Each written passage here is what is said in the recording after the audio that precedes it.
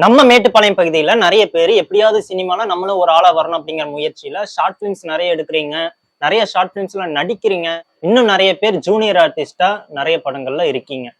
நம்ம மேட்டுப்பாளையத்துல இருந்து சினிமா இண்டஸ்ட்ரிக்குள்ள போன ஒருத்தரை பத்தி தான் நம்ம இந்த வீடியோல பார்க்க போறோம். தமிழ்நாடு திரைப்பட இயக்குனர்கள் சங்க தலைவரே நம்ம ஊர் தாங்க. சரி, யார் அவரு?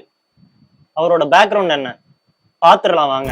மேட்டுப்பாளையம்ல இருந்து அன்னூர் போற வழியில தேரம்பாளையம் அப்படின்ட்டு ஒரு சின்ன கிராமம் இருக்கு. அந்த கிராமத்தை ஒட்டியே முல்லேபாளையம் அப்படின்ட்டு ஒரு ஊர் இருக்கு. அந்த ஊர் தான் டைரக்டர் ஆர்.வி. உதயகுமார் சார் பிறந்து வளர்ந்த ஊர்.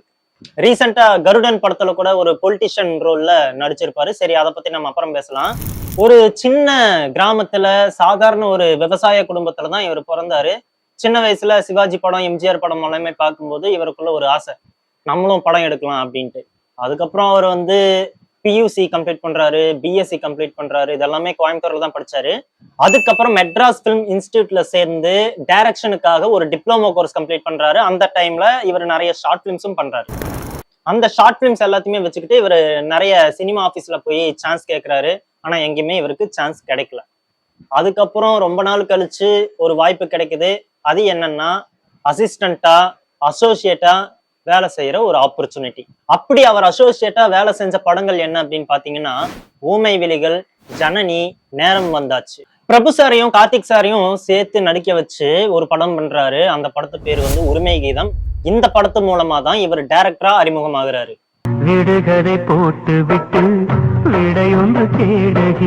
அதுக்கப்புறம் குக்குமத் அப்படிங்கிற ஒரு ஹிந்தி படத்தை தமிழ்ல ரீமேக் பண்ணி புதிய வானம் அப்படின்ட்டு ரிலீஸ் பண்றாரு. இந்த படத்துல சிவாஜி சார் கூட நடிச்சிருப்பாரு.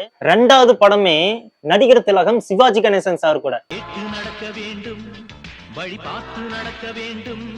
யோசிச்சு பாருங்க, அந்த காலத்து லோகேஷ் கனகராஜே நம்ம ஆர்.வி. உதயகுமார் சார் தாங்க. அதுக்கப்புறம் உறுதிமொழி அப்படின்ட்டு ஒரு படம் பண்றாரு. நதியோரம் நானும் ஒரு தோணி, கரை சேர முடியாமல் வாடும் ஒரு ஞானி. அது வரைக்கும் நல்லாதான் போயிட்டு இருந்துச்சு. அதுக்கப்புறம் தான் கிழக்கு வாசல் அப்படின்ட்டு ஒரு படம்.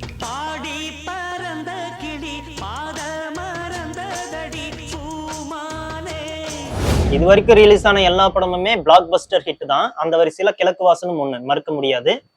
சரி, என்ன நடந்திருக்கும்? இந்த படம் ஷூட்டிங்காக போடப்பட்ட ஷூட்டிங் செட்டுல திடீர்னு ஒரு ஃபயர் ஆக்சிடென்ட் நடக்குதுங்க. இந்த ஃபயர் ஆக்சிடென்ட்டை நேர்ல பார்த்த கதையாசிரியர் எம்.எஸ். மது ஹாஸ்பிட்டல்ல அட்மிட் ஆகுறாங்க.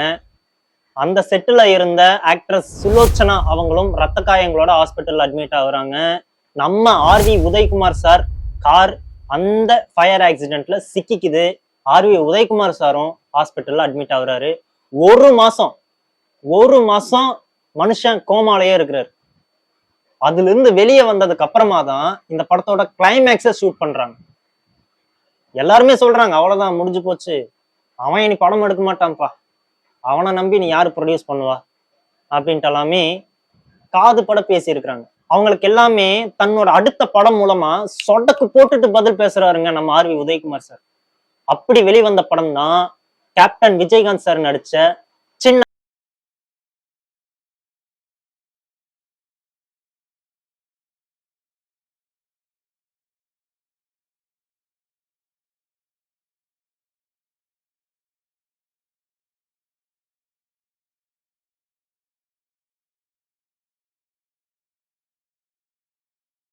சின்ன கவுண்டர் நினைச்சு கூட பார்த்திருக்க மாட்டீங்க. சின்ன கவுண்டர் படம் எல்லாமே நம்ம ஆர்.வி. உதயகுமார் சார் டைரக்ஷன் பண்ணது அப்படின்ட்டு உங்களுக்கு தெரிஞ்சிருந்தாலுமே ஆர்.வி. உதயகுமார் சார் நம்ம மேட்டுப்பாளையம்காரர் அப்படின்ட்டு உங்களுக்கு தெரிஞ்சிருக்காரு. 90s கிட்ஸ் எல்லாருக்கிட்டையுமே நான் ஒரு சின்ன கேள்வி கேட்கிறேன். கண்ணை மூடிட்டு ஒரு 10 படம் உங்களுக்கு பிடிச்ச படம் 90sல ரிலீஸ் ஆன படம் சொல்லுங்க. அந்த லிஸ்ட்ல கண்டிப்பா ஒரு 2 படம் இவரோட டைரக்ஷன்ல வந்த படமா இருக்கும். இந்த சின்ன கவுண்டர் படத்துக்கு அப்புறமா கமல் சாரை வச்சு சிங்கார வேலன் அப்படின்ட்டு ஒரு படம் பண்றாரு. அப்புறம் அவளை காதலிக்கணும், கையை பிடிக்கணும், கல்யாணம் கட்டிக்கணும். இதுக்கு உங்க உதவியெல்லாம் எனக்கு தேவைப்படுது. இதுதான் உங்க வாழ்க்கையோட முக்கிய லட்சியம்னா இவன் உயிரை பலி கொடுத்தாலும் உங்க லட்சியத்தை நான் நிறைவேற்றேன். சின்ன கவுண்டர் படத்தோட வெற்றிக்கு அப்புறமா நிறைய ப்ரொடியூசர்ஸ் வாண்டடா ஆர்.வி. உதயகுமார் சார் கிட்ட கதை கேட்கறாங்க. ஆர்.வி. உதயகுமார் சாருக்கு ஒரே கன்ஃபியூஷன், யார ஹீரோவா போடுறது அப்படின்ட்டு. கடைசியில கன்க்ளூஷனுக்கு வராரு, சூப்பர் ஸ்டார் ரஜினிகாந்த் சாரை வச்சு நம்ம ஒரு படம் பண்ணலாம் அப்படின்னு முடிவு பண்றாரு. இது சம்பந்தமா ரஜினி சார் கிட்ட கதை சொல்றாரு. ரஜினி சாருக்கும் கதை ரொம்ப பிடிச்சு போகுது. ஏவிஎம் ப்ரொடக்ஷன்ஸ் தான் ப்ரொடியூஸ் பண்ண போறாங்க. அந்த படம் ஸ்டார்ட் ஆகுற நேரத்துல பட்ஜெட் ஜாஸ்தியா இருக்கு அப்படின்னு சொல்லி ஸ்டாப் பண்ணிடுறாங்க. இதை விடக்கூடாது அப்படின்ட்டு நினைச்ச நம்ம ஆர்வி உதயகுமார் சார் என்கிட்ட இன்னொரு கதை இருக்கு அப்படின்னு சொல்லி மறுபடியும் ஏவிஎம் ப்ரொடக்ஷன்ஸ் கிட்ட சொல்ற. ஏவிஎம் ப்ரொடக்ஷன்ஸ் தயாரிப்புல ரஜினி சாரும் மீனா மேமும் சேர்ந்து நடிச்சு ஆர்வி உதயகுமார் சார் டைரக்ஷன் பண்ணி வெளிவந்த படம் தான் எஜமான்.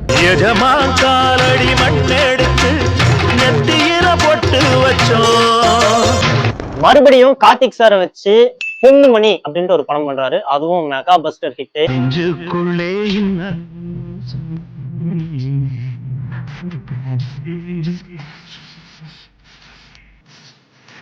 இதுவரைக்கும் ஒரு தோல்வி படம் கூட கொடுக்காத நம்ம ஆர்வி உதயகுமார் சாரோட கரியர்ல அடுத்து ரிலீஸ் ஆன படங்கள் தொடர்ந்து ஃபிளாப் ஆகுது. அது என்னென்ன படம் அப்படின்னு பாத்தீங்கன்னா,